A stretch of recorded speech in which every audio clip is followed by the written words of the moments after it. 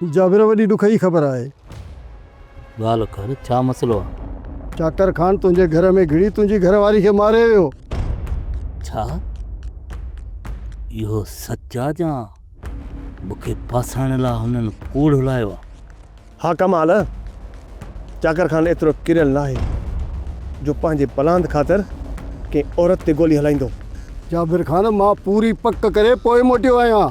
तूं ॿुधा वसीम, सही ॻाल्हि आहे, तोखे सॼी ख़बर हूंदी।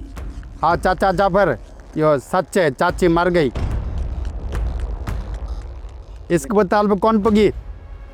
इन जो मक़सद त हाणे चाकर खान कमज़ोर बणिजी वियो, मर्दनि जा पलांद औरतुनि खां थो वठे। जाबर, जीअं असांजो निशानो अकबर खान ते हुयो, पर मरी हुनजी घरवारी पई, ऐं चाकर खान जे निशान ते तूं ई हूंदे तूं, पर अॻियां तुंहिंजी घरवारी मरी पई।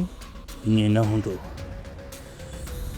ॼाणे वाणे मुंहिंजी घरवारी खणी मारियो हूंदो, मूंखे कंहिं बि हालत में घर वञिणो पवंदो ऐं जांच करणी पवंदी। जाबर, हिमल तुंहिंजो घर वञणु ख़तरे खां ख़ाली न आहे, ऐं तूं वञी हू अॻुवाट ई तुंहिंजो निशानो कई वेठा हुजनि त थी सघे थो वॾो नुक़सानु थी पवंदो। जे मां उते न वियुसि त मूं ते लांछताणो अची वेंदो, चवंदा त जाबिर खान पंहिंजी घरवारी जे लाश ते बि न आयो। मूंखे कहिड़ी बि सूरत में वञिणो पवंदो, पोइ भली मां मरी वञा। सब्सक्राइब कयो असांजो official YouTube channel Sindh TV HD drama ऐं वधीक अपडेट लाइ बेल आइकन खे क्लिक करियो।